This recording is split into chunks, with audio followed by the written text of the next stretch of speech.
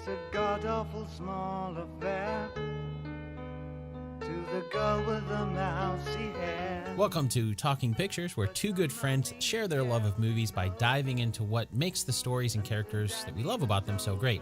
I'm Dan Lefebvre, and I'm here with my good friend who just happens to also be the co-host of this podcast, Brian Collins. How's it going, Brian? Hey, everybody. It's good, man.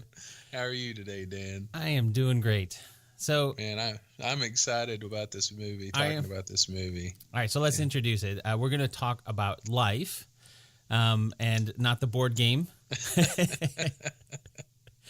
So just kind of kicking it off, what was your introduction to this movie, Brian? When was the first time you saw it? Me? Yeah. I'd never heard of this movie before. Yeah, before you, and it came out I think in March of this year, 2017. And I don't think, if I had seen a trailer for it or heard about it, I didn't remember it. So you were my first. Great. Yeah, so we are talking about Life. That's the 2017 movie with Jake Gyllenhaal, Ryan Reynolds, Rebecca Ferguson. Kind of I'd classify it as kind of a sci-fi thriller. I'm not sure if that's the official classification of it, but that's kind of what I would call it. It's kind of 2001 meets Gravity. Yeah, honestly, when I first saw the trailer for it, I thought it was going to be just a ripoff of the Alien movies. Just kind of had that feel to it for me for some reason. So this was your first time watching it. What was kind of your first reaction to it when you first saw it? Well, I mean, it obviously, it's about, and again, just as a disclaimer, we're going to assume that everybody listening to this has seen the movie, so I'm not going to worry about any spoilers because I hate doing that. There will be spoilers to this, so go watch the movie first. Okay. My first reaction was sort of like that. It was kind of, and I'm glad you threw Alien in there because that was certainly another big influence, I think, on the story. Yeah. 2001, I think you can see an homage to a lot of the visuals and the themes because it does tackle a lot of really big themes. Yeah. Space exploration. Should we be doing this? What is this serving as some kind of warning, right, to us? What does this mean to go explore and to find new life? And what are the implications of that? Although I thought that the movie could have dealt a little bit more directly with things like that. It did do a great job of putting us in a situation, a hypothetical situation where, what's gonna be our reaction to this? Yeah. When we do find out that there's life on other planets, what are going to be the implications? But I think my first reaction was that it was tackling a lot of big themes, and that one of the most shocking sort of and very refreshing, and I love this part, things about the movie was that Ryan Reynolds plays, your stereotypical American. He's the one of the Americans on the International Space Station, and he's your typical cocky, fast-talking Ryan Reynolds character. Yeah. And he plays that part so beautifully. And you see him, and he's sort of in the opening 9.5 minute single take that was pretty impressive. He's sort of the focus of this because he's going out and he's going to retrieve the satellite that's carrying, hopefully, the biological organism. Yeah. And he doesn't last very long in the movie. And it was very sort of, okay, because typically they do, right? Yeah. He's the American. I figured, okay, oh shit, he's going to die. He's going to be the hero is what I thought initially. Yeah. And then he dies. And, oh shit. Okay, well, the alien's going to bring him back to life and he's going to turn into the villain of the movie. No, he's just fucking dead. That's just the end of Ryan Reynolds and the American. And I thought that was so awesome because a lot of movies would not do that. They would because of focus groups or whatever, they'd be like, well, we can't kill him off. And I don't know if it was a budgetary thing or if that was how I haven't read the original story that this was based on. But the fact that he was sort of pushed aside as kind of an annoyance because he was, he was sort of had this cavalier attitude and kind of put people in danger. And unlike a lot of movies who sort of valorize that and hold it up as like, yeah, well, he's rebellious and he goes and does his own thing, and in the end it always pays off. Well, it didn't in this case. It fucked everybody up. It was much more realistic. You know, when you're in space, you don't have those kind of attitudes, although that we like to romanticize them. Those things are actually very dangerous, and you're left with Jake Gyllenhaal's character, who's sort of this mousy introvert, who's very sort of understandably afraid of everything that's going on until he has to stand up and be the hero along with all the other people that are alive.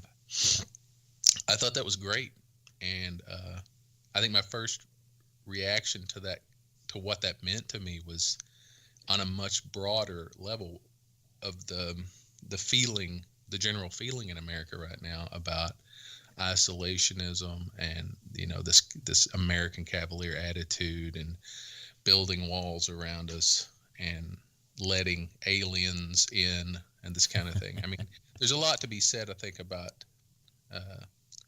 the zeitgeist of America that's sort of being represented in a movie like this. I know I sort of rambled off on that one, but that really was my sort of initial response to it, was that there were a lot of bigger themes. No, that's great. I mean, and honestly, you touched on a few things that I want to get to later on as we kind of go through some of the talking points here. But I'll admit, my first time watching this, which was also for this episode, my reaction was much more shallow.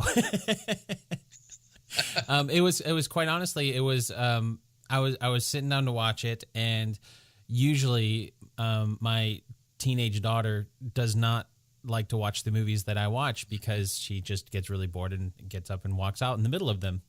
You can always tell how interested she is in something, and you know how much time she spends on her phone, and then eventually just gets up and leaves without saying anything. And she actually paid attention to this movie all the way through, and so that was. So I mean, she liked the alien movies, and she kind of likes the sci-fi horror type movies, and so that was kind of my first reaction to this movie, was kind of getting to see her reaction, and where she was like, "Oh, that's going to be the guy who dies first." Mm-hmm. Oh no, he wasn't. That kind of thing. So it was much more shallow, I guess, from the movie itself, but it was more kind of getting to see. Even though it was my first time watching it, I enjoyed kind of watching her reaction to it, because usually she doesn't stick around to watch movies. So that was kind of my first. So she was surprised by the fact that Ryan Reynolds didn't live very long. Yeah, well, she expected I need to pull up the actual name of the character. The guy who goes in there first and starts kind of playing with the alien. The doctor? The doctor, yeah. She was like, "Oh, he's going to be the first one to die," because you kind of see him playing with it, and like, yeah, he's dead.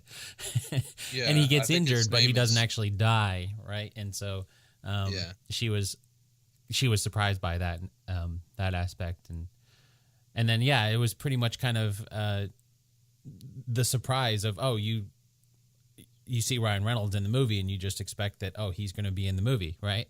Right. Not just in the first couple minutes. Right. So that definitely did surprise her as well. Huh.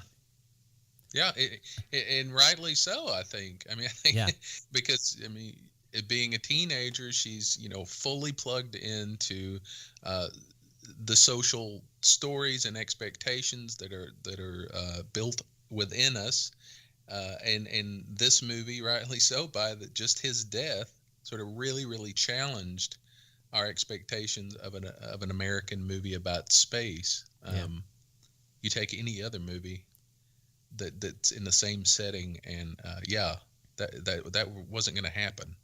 So, yeah, that was. I just looked it up. That was the character's name was Hugh Derry, played by Ariane Bakari, and I'm sure I actually butchered that. Dr. Derry. Yeah. Dr. Derry. Yeah. So what kind of, as we kind of talked about it a little bit in the intro there, but what about the storyline itself? Just kind of leaving out, the actual characters, kind of how it was shot and that kind of stuff, but just kind of focusing on just the storyline. I guess characters are part of the storyline, but just the storyline itself, what kind of stood out to you as, if you had to pick one thing, what would be your prevailing thought on the storyline? Well, I mean, it's got the twist at the end. That was really nice. I sort of saw that coming, so they didn't hide it too, very well, because I'm fairly gullible at those kind of things.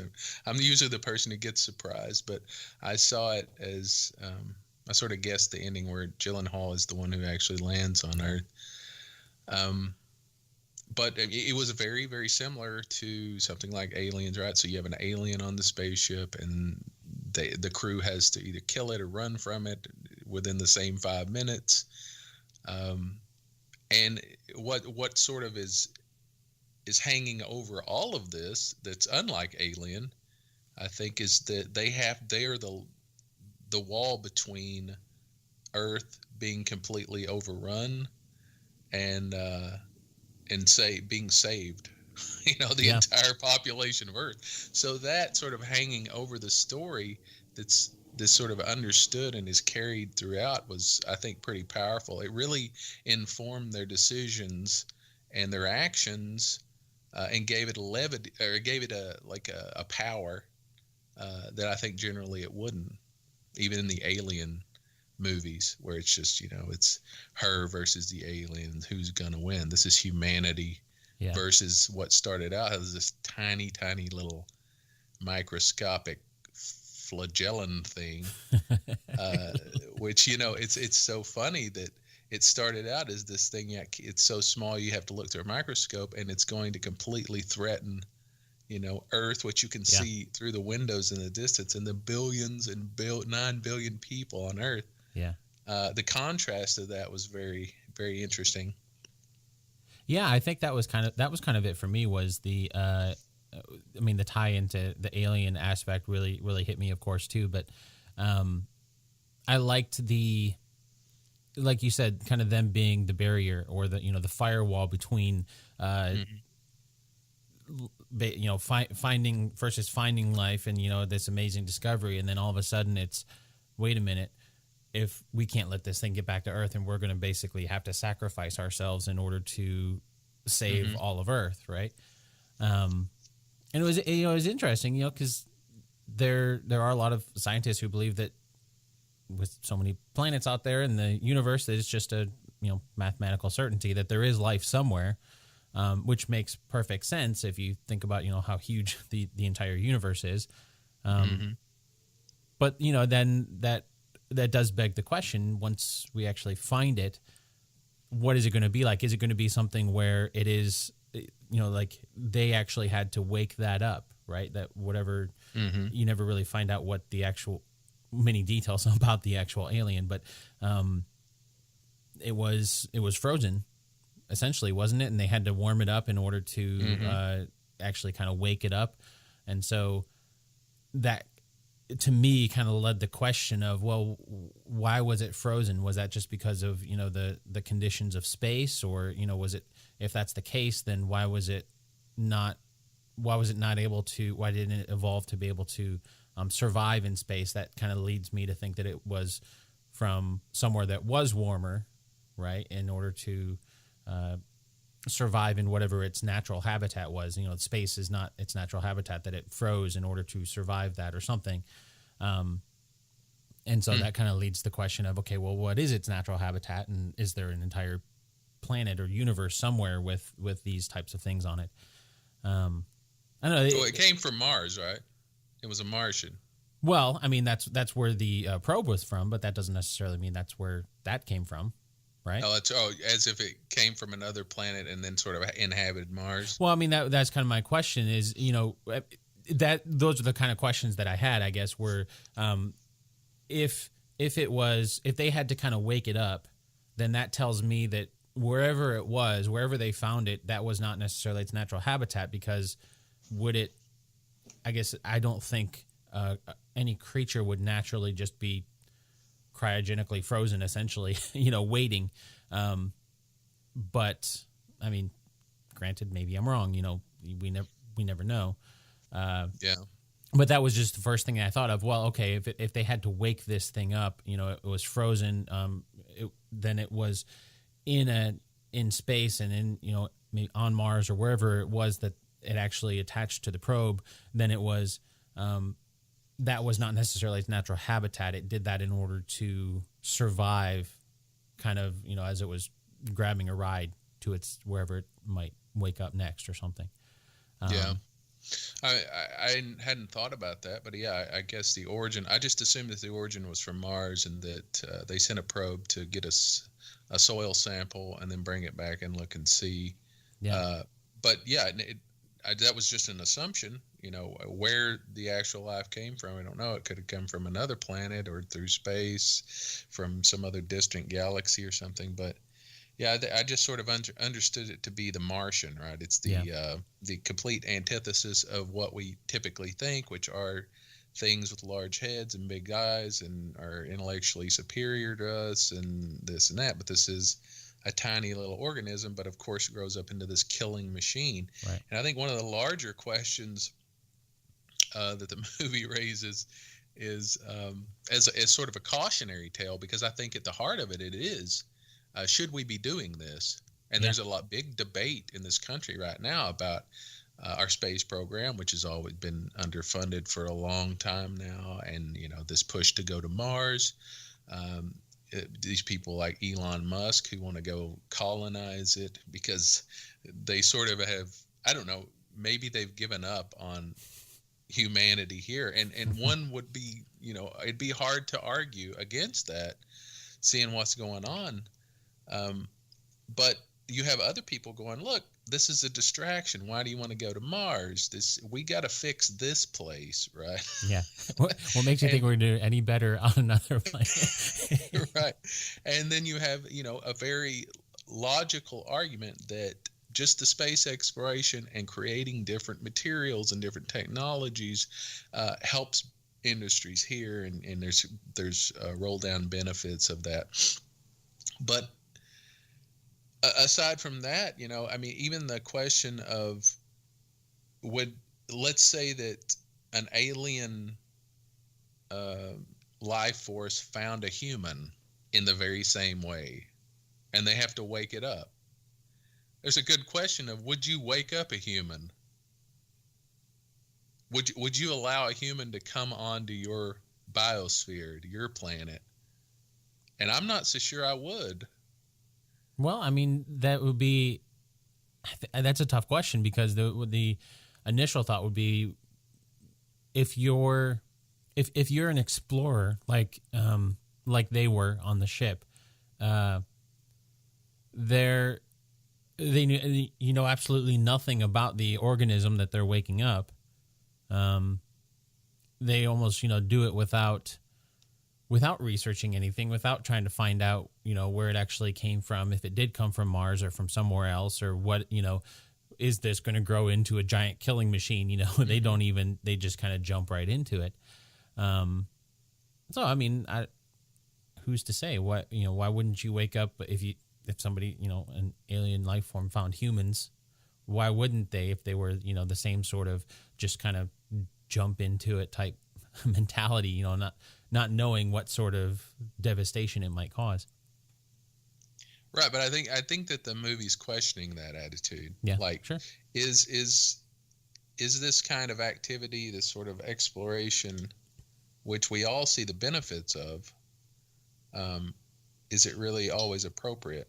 Yeah, and I think that this movie is certainly saying it's not. You can really get into some horrible shit. In fact, you could destroy the entire planet. Yeah. If you do this. Yeah. But of course, they knew the risk. It was obvious from the fail safes that they had set up, and all of this, right? Yeah. That they were going to. They saw that this was certainly a potential. Sure. But not everything worked out. Yeah. Even with those kind of things. Well, I think kind of what I got from a lot of those fail safes was not necessarily that they thought that they what happened to them might actually happen, but more a lot of those I felt were fail safes against just the harshness of space, because you have a breach in the hull or something like that, and all of a sudden you would die in space, right? You know, there's just so much with just the atmosphere that I think that's kind of what I got from a lot of those fail-safes that they were using them against this creature, but it was fail-safes against the harshness of space, not necessarily against an alien life form. Yeah, but they had the ultimate one, which was they were going to push them out into space if they were compromised, which they did. But that didn't again, even work spoilers out, right? in case. Yeah. So what overall? What did you like best about this movie then? I think probably I thought the story was really good. It was sort of a mishmash of a bunch of different things, but it had some unique parts to it that I've sort of already alluded to, which was the bigger picture, the bigger scope here of having to save humanity. Although that's a common theme within superhero movies, of course. Sure. I like that. The alien itself was pretty cool. It sort of was like a plant plus an octopus put together in some way. It was unique. I mean, I think that's a challenge for alien movies or sci-fi movies that have aliens, or especially movies like this, like you mentioned. It's pulling a lot of parts from other movies, and I think a lot of that is clear. And so when you do that, naturally, the people watching it are going to recognize that, and like we've done already, compare it to Alien, compare it to 2001, compare it to all these other movies, and so it could be very easy to just copy the aliens from those types of movies, right? Right. And I think they did a good job of coming up with something that was unique, not only in the way it looked, but also the way it lived. I mean, just the way it grew, and just the whole that was kind of core to the storyline was how it grew, and how it actually went from a tiny thing to a very large, scary looking creature. Yeah, and it didn't. It was in no way did it resemble humans. At Oh all. No, yeah, right. I think that was intentional. Yeah, you could have had it, which I thought initially it was going to do, which was to like go inside someone and then sort of take over that person, but it didn't at all. It just stayed the same and got bigger. Yeah, no, like you said when Ryan Reynolds. This is actually the thing that I liked best about it was Ryan Reynolds dying.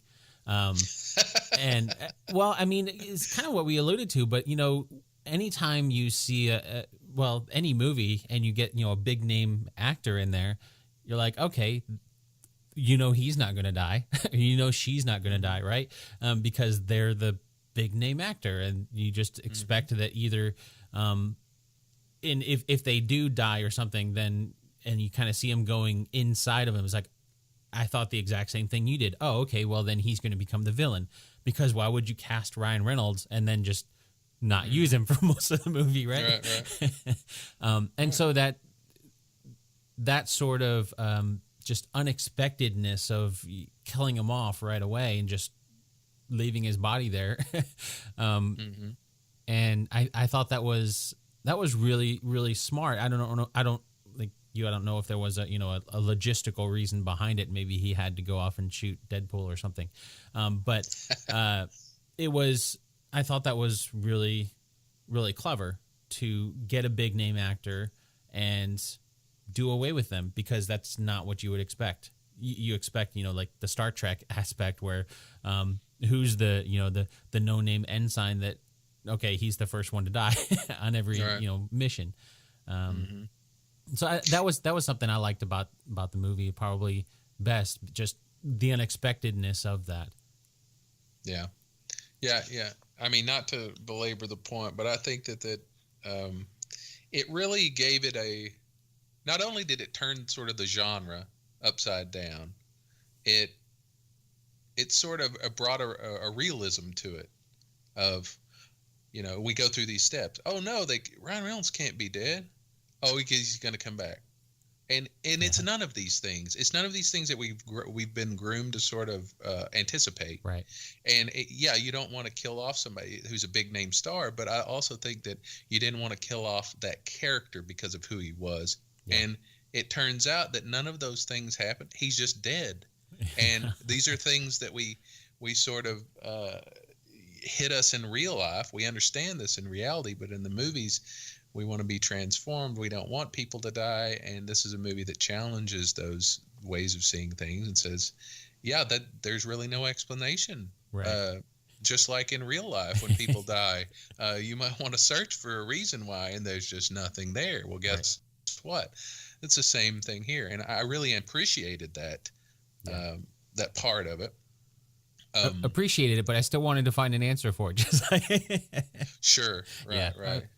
Yeah. So much of the movie for me was, and it's very similar to Aliens and a lot of other movies, but I think for some reason it hits home for me a lot right now, because we are talking about building walls between us and other countries. We are talking about whether they're physical or whether they're just restrictions on immigration. But this entire movie is about barriers. Whether it's running to one side of the ship and shutting the doors, whether it's getting in the capsule, shutting something else out from the space station itself, whether it's inside those little sleep capsules and the thing is just on the other side, you can see one another, on the glass. But it's all about moving from one section to another, shutting doors. And I don't know. I think that's... I think sort of a movie like this, those kind of themes resonate very strongly in moviegoers now. It's not directly about, just like any other movie, it doesn't tackle things normally directly, these sort of social issues, right? But it does it more in a subtle, unconscious way. Sure. And I think that this movie is as much a product of the society that built it as it is a reflection of itself, just like a lot of movies. And I think in one way that's evident here in this. And I appreciate that too. I could see about that. It. So if there's anything you would change about the movie, what would it be? I wish Ryan Reynolds hadn't died. So the part that I liked best was the... what would I change about it?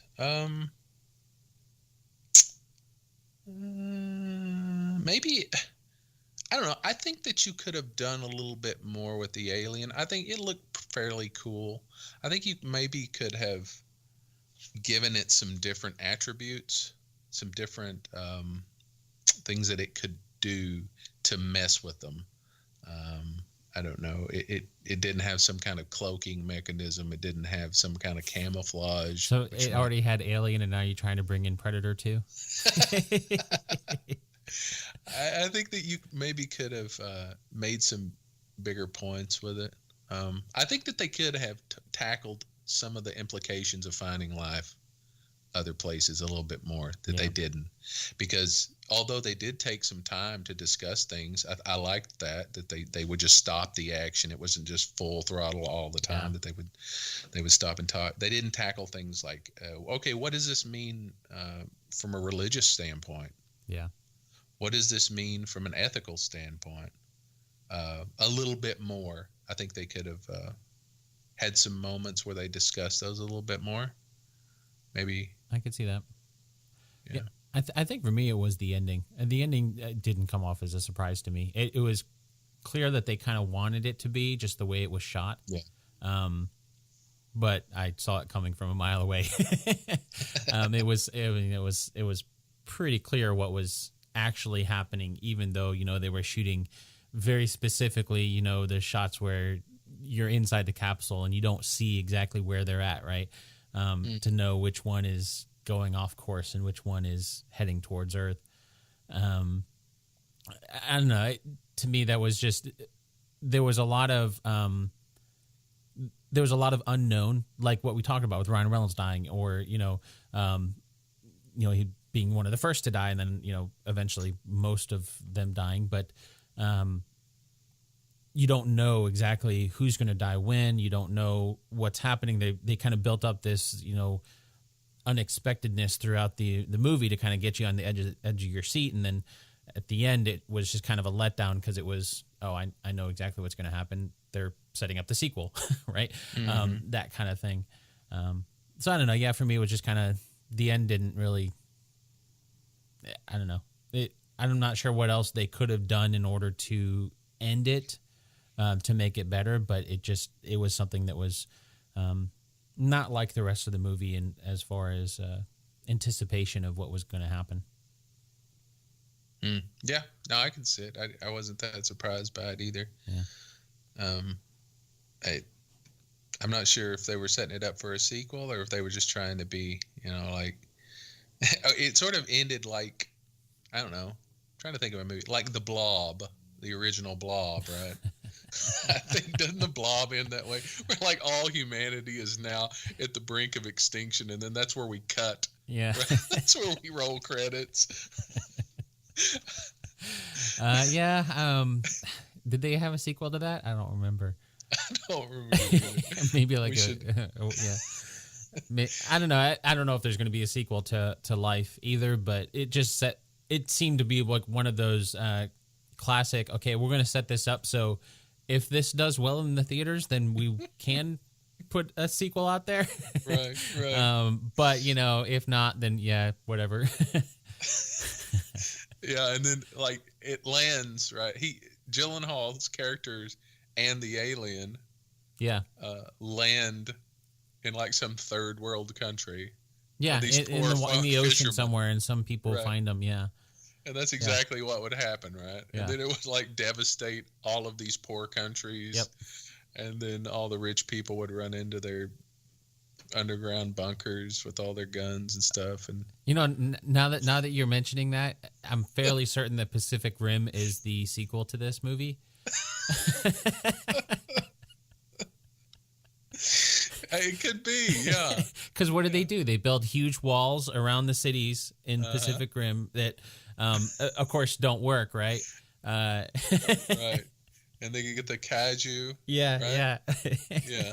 They take them and they breed the aliens and tame them and then domesticate them and then teach them how to fight one another. Yeah. Yeah. That's perfect. So did you have any favorite characters? Yes. Ferguson's character. Loved it. Yeah. I'm not familiar with her. Thought she did a great job. Yeah. Great performance. Yeah. I guess I liked her.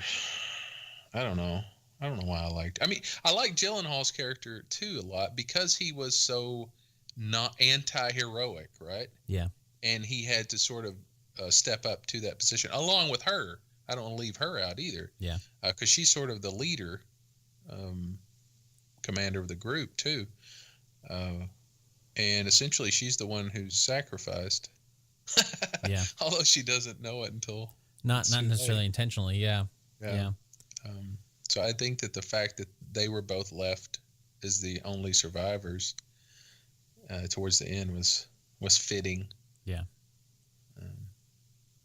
It was something. Again, kind of towards the end, you kind of started to feel that okay, they've killed off. We keep going back to killing off Ryan Reynolds, but they've killed him off, and then so you kind of expect okay, if he's actually dead, they're not going to do the same thing to Jake Gyllenhaal. Right. And even though I had seen Rebecca Ferguson in some other stuff, she was in Mission Impossible. She was in Florence Foster Jenkins. But I mean, not necessarily. I don't know. Like she was one of those that I remember seeing her in other stuff. I had to look up what I had seen her in, but it was she did. I mean, she did have a great role, and she played it very, very well. As did Jake Gyllenhaal. I thought he did a good job of doing what he needed to do as well in his role in order to push it along. I didn't find that either one of them, or really any of the characters, had, for lack of a better term, a lot of depth to them. There was a little bit here and there where we kind of get to know a little bit behind them, but it wasn't like when they end up dying, I didn't really care. I mean, I mean that sounds bad, but I'm thinking of like Interstellar, right? Mm-hmm. That scene where you see Matthew McConaughey's character watching his daughter grow up in like because of all the time that they spent. And we're going to spoil another movie for you, by the way, in case you haven't seen that. Like when they spend that on the planet where time goes like an hour is like a year or something. I don't remember the exact ratio, but and then he comes back to a message and having to watch his daughter grow up. I mean, that was just. I mean, that was. We mentioned earlier, you know, I have a teenage daughter, and you know, so as a father, that would be like the worst thing ever, right? And it just kind of builds that character up so that you care more about them and you care about that connection between them. And I don't know, none of the conversations, I did like that they, you know, kind of broke away from the action to have conversations and things like that, but none of them really sucked me into the characters to make me care a lot about them on that level. And I don't know, did you kind of get that feeling as well where the characters seem kind of shallow? No, I know what you're talking about, I think. And I guess I had a similar reaction. It's really tough. And again, just like Reynolds dying, I think it is something that American moviegoers aren't really used to. I mean, we like ensemble movies. We like our team movies, you know, Apollo 13, something like that. Team America. But even in... Yeah. Huh? Team America, since you're talking, yeah. Yeah, Team America World Police. But even in Apollo 13, you know, you had a pretty limited crew of how many? 3? Yeah, 3. Well, I mean, 3? on there, but they also went back to, you know, the Houston Control Center quite a bit. And so true. those characters were kind of part of the ensemble as well. That's true. But, you know, you're sort of isolated in the narrative here. Yeah. You don't ever see the mission control, right? And there are a lot of characters to get to, and it's almost impossible to get to the depth that you're talking about and do justice to all of them.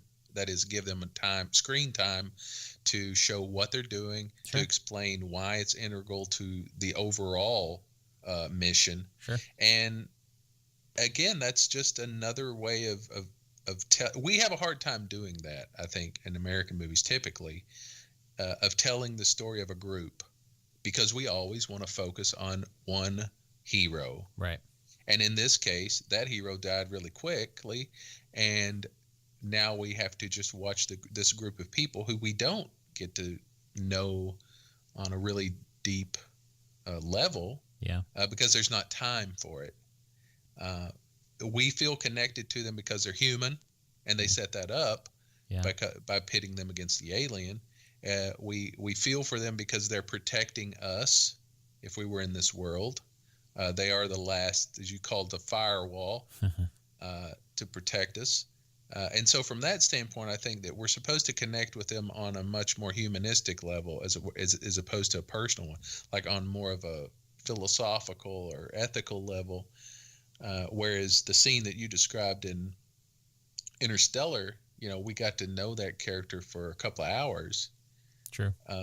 And it's a much more emotional response. I think this was supposed intentionally a much more, I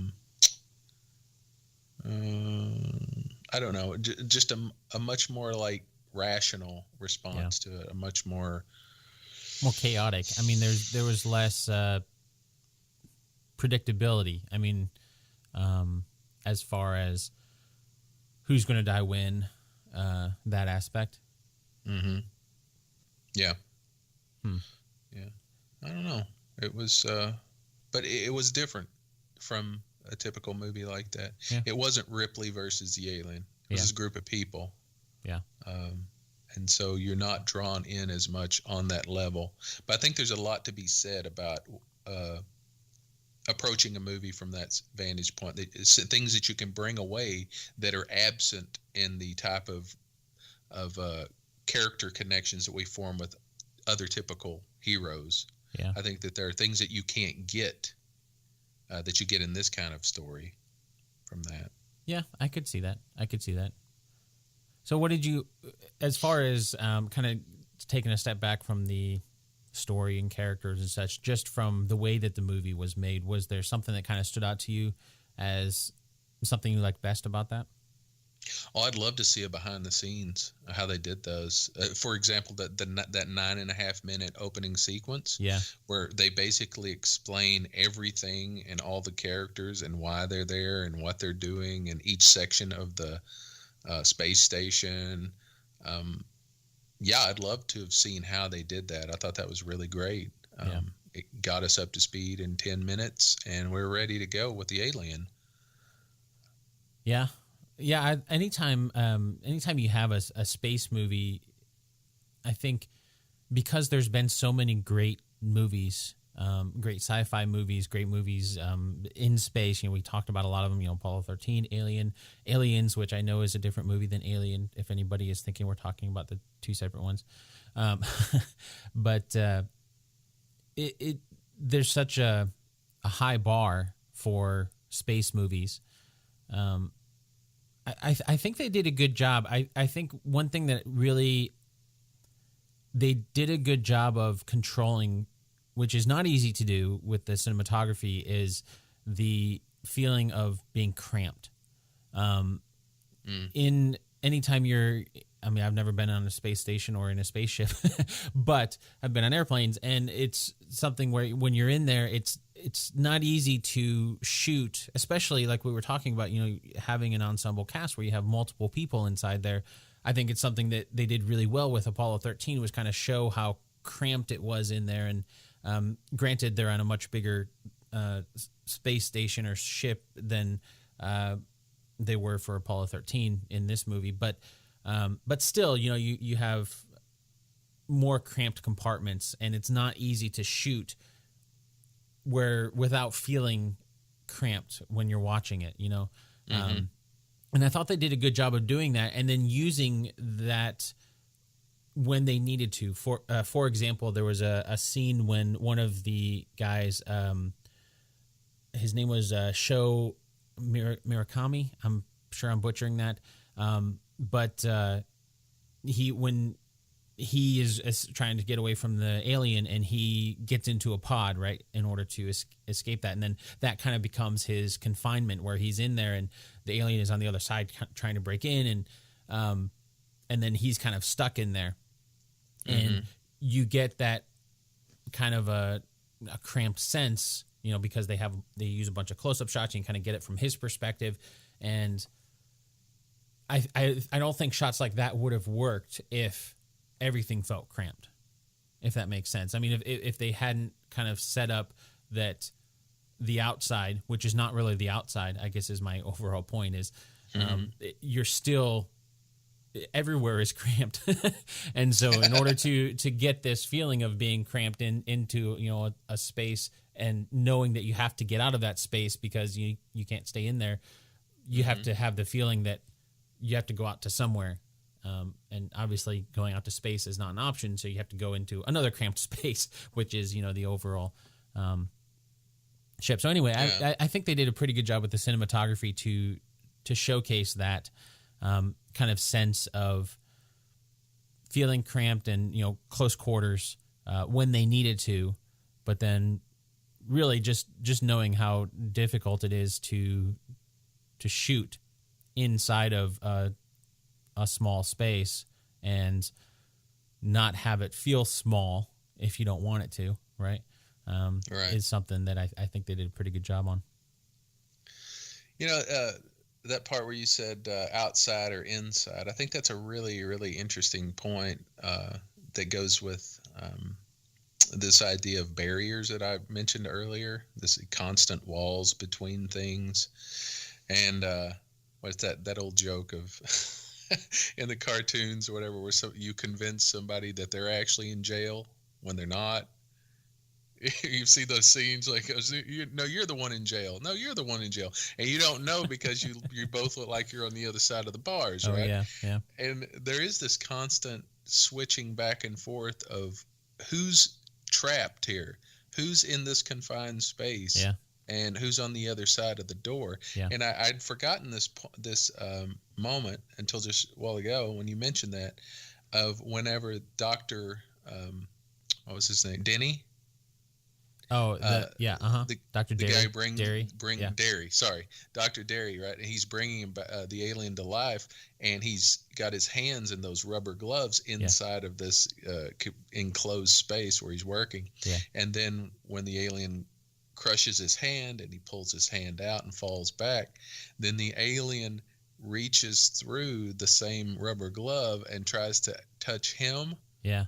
And I thought that was such a wonderful way to communicate that idea of who's the alien here. Yeah. And it depends on your perspective, right? Yeah. It depends on, one man. Yeah, it just depends on your perspective where you're at. Am I the alien? Are you the alien? Which side? Who's behind the wall? Yeah. Yeah. Well, it even grew from there, because after the alien then breaks out of the glove, all of a sudden, Dr. Derry, who was not only was he using a glove in that confined space, but he himself was in a confined room, right? Remember, they had locked that room in order to quarantine him in there on purpose, just in case something might happen with the alien or whatever. Of course, something does. And so then all of a sudden it becomes everybody else on the other side of the wall.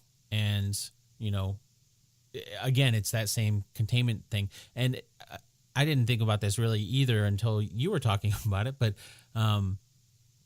it is exactly the same sort of thing. If you think of movies where humans show up in, some alien spaceship, what do they try to do? I mean, what was the the whole point of Men in Black, or not Men in Black, the other Will Smith one, Independence Day, where they go into the alien mothership, right, and they destroy it. What would happen if you woke up in that? Right, basically what this little alien organism did. It woke up in the middle of an alien spaceship, and it's trying to get out. It's trying to, it's trying to kill the aliens that are trying to kill it, right? Right. And that's basically the whole concept. It would be interesting to see a movie with this exact same storyline, but from the aliens' perspective. Kind of a Lion King 1.5, or a Back to the Future type thing, where they just take the same story and just spin it from a completely different perspective.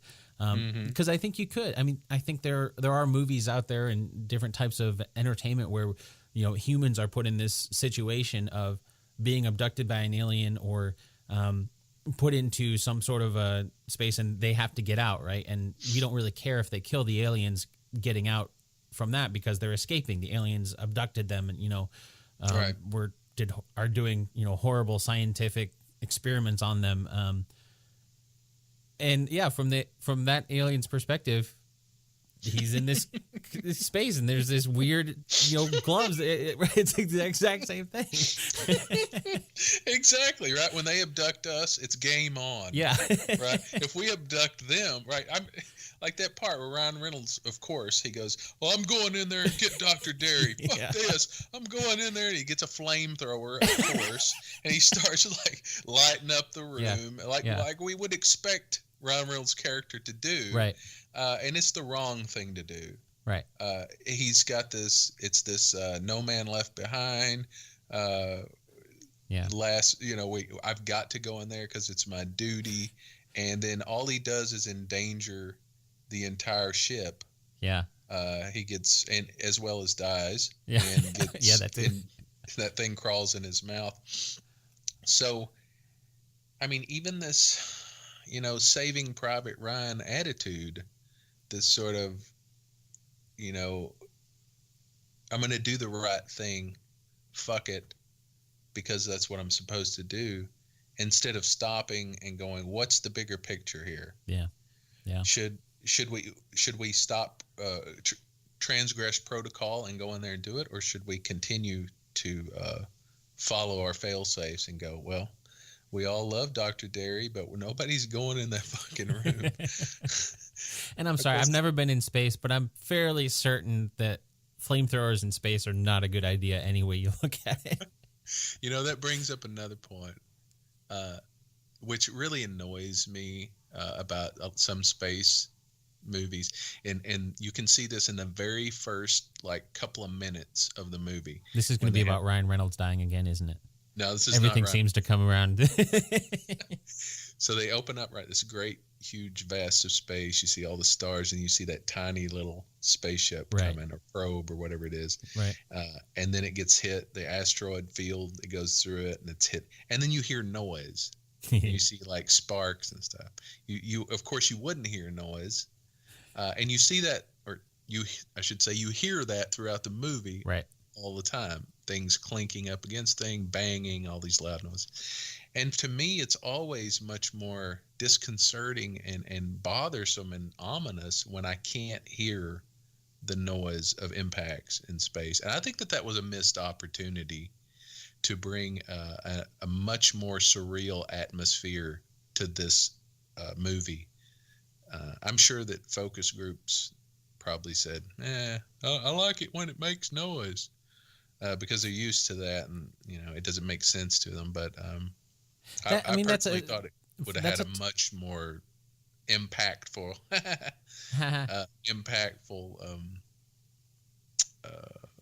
response.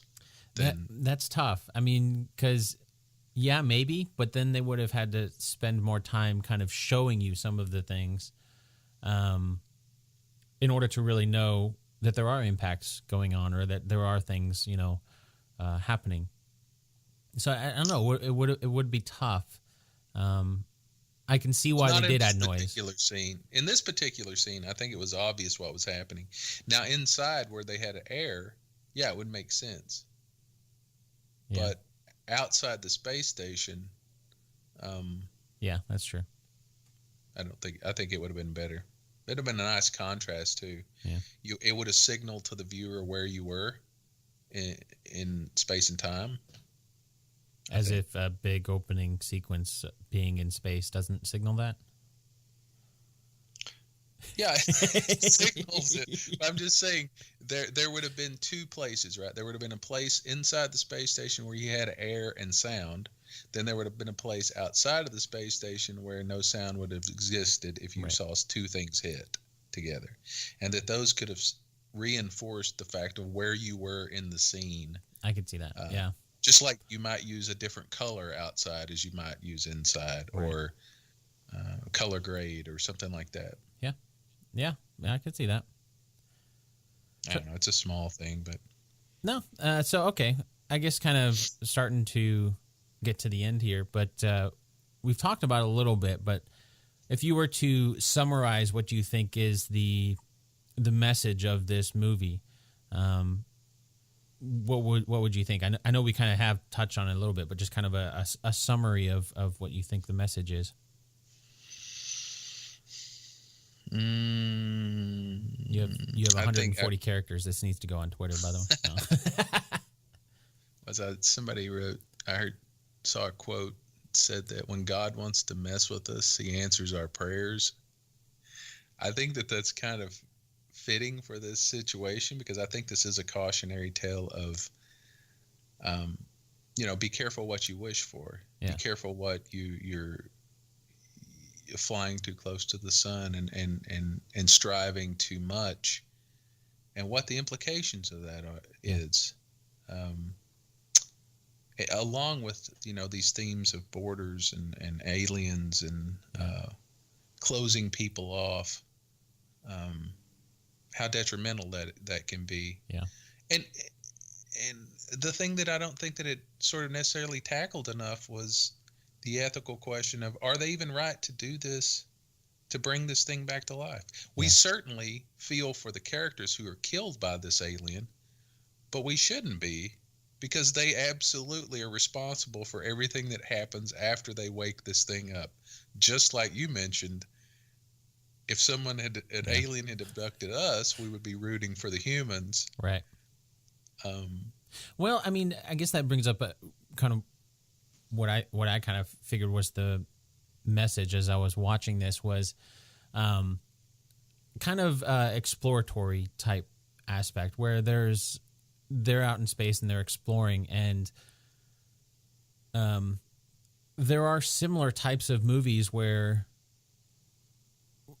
we're exploring here on Earth, and we find either whether it be animals or other humans, and unfortunately, a lot of times, throughout our history, I say our history as far as the history of the human race, exploration is something that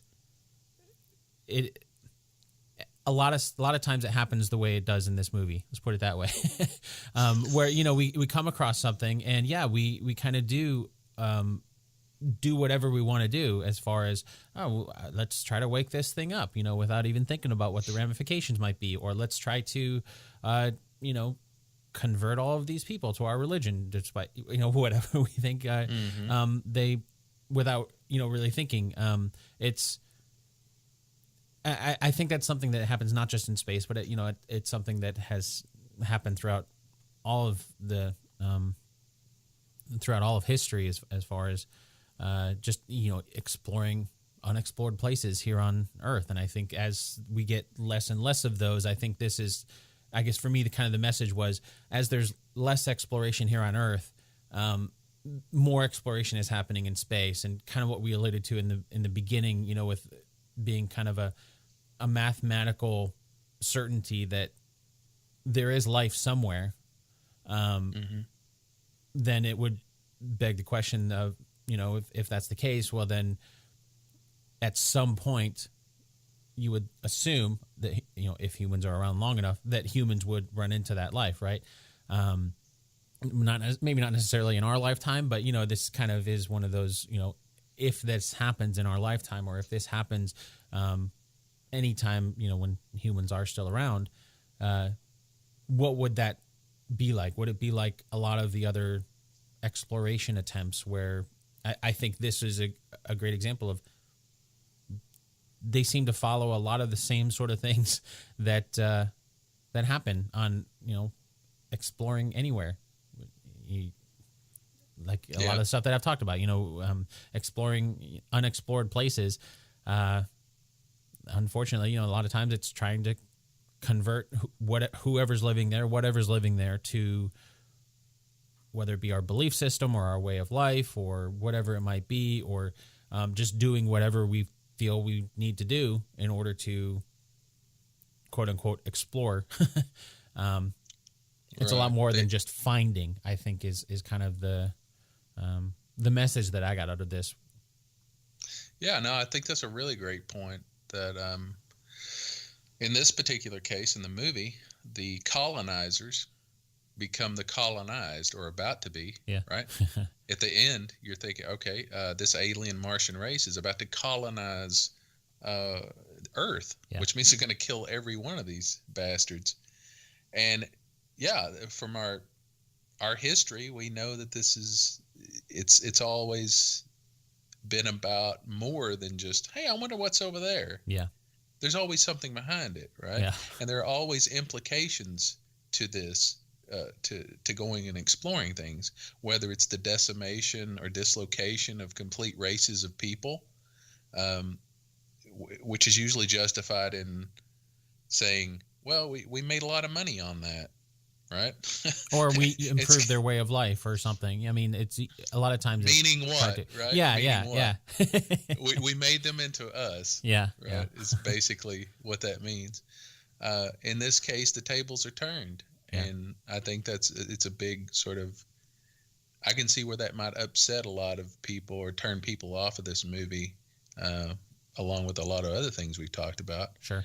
Because it's sort of not in the same vein. It doesn't tell the mythos of the American myth, right? It doesn't tell that going and doing and everything works out in the end. Yeah. Everything didn't.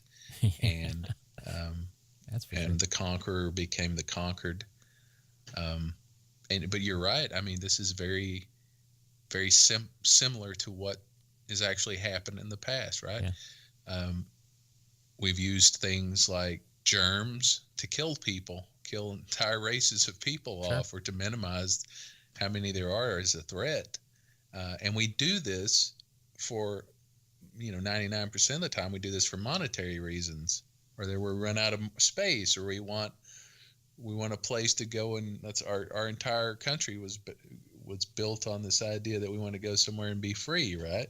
Yeah. But what we ended up doing was just subjugating other people to our laws and ways of life, and we do that through we're sort of aliens in that way, and that this is no different. It just doesn't really fit into the narrative that we want. If this alien in this movie had been very docile and trainable, then what would have happened? What then we would have had another Okja. Right. Right. We would have put it to work doing something for us. Yeah. Right. Yeah. And then we see that as a virtue. Yeah. We say, oh well, look, we brought it back to life. Yeah. Right. It owes us, doesn't it? Like we just justify it like that, right? But it's okay because we come in peace. Right? I mean, that's kind of the message. I'm kind of rambled on there initially, but that's kind of, I don't know. I kind of look at a lot of things with the lens of history just because I love history so much. But I mean, that's always what explorers say is, we come in peace, or some variation of that message, right? Give gifts. I've been researching lately on Percy Fawcett and his expedition into the Amazon, and it's one of the ways that he was able to survive, until he didn't, but was by giving gifts and befriending the local tribes, and I think that's this is something that was very, very common, still is very common for exploration, and it's befriending and giving the illusion that you come in peace, and then it's kind of turns into nice land, I'll take it, that kind of thing, or nice resource, I'll take it, whether it be oil or coal or whatever sort of natural resource it might be. I don't know. I guess I kind of see life being. I was talking about Life the movie again, being kind of what happens next, right? I mean, if space exploration is the next frontier, to borrow the term, then are we going to handle that exploration the same way we have with everything else? And while humans have kind of, at least to this point, proven to be the dominant species on Earth, what happens if we explore something with that same sort of mentality and find something that's more dominant than we are, right? Yeah, I don't know. Interesting. Yeah, I think there is a little comeuppance in this movie. Yeah. Sort of a humbling. Yeah. That certainly was intended, I think. But yeah, you're right. I mean, to point at something like colonization. I've been watching that Ken Burns Vietnam documentary, where he talks about the French colonization of Vietnam and how they would just pay off basically the leaders, a few leaders. So you come in peace, right? But you only do it for a few people. Right. The people who can control the other people you don't have anything to do with. Right. Which, again, is you're only doing it for the people that will serve your purpose. And if they don't serve your purpose, then you're not in peace, coming in peace anymore. And how is that really peace if you're only peaceful to the people that are doing what you tell them to do, right? I mean, that's a pretty twisted sense of peace. Well, just to end with Ryan Reynolds, I think which would be fitting. No, I think that's right. And I think that's the satisfaction that I got from his death, in that's the story. Because I think that these stories that we tell ourselves are just bullshit to make ourselves feel better, when we know deep down that the truth is horrible, that we might have the best intentions to do something, but they're never fulfilled that way. Yeah. It's always through some horrible thing that we try and whether it is poisoning people or subjugating them or using germs to kill them or just outright shooting them, that's not the story we want to see told to us in the theater. We want to see Ryan Reynolds go out there and save everybody and save Earth and win.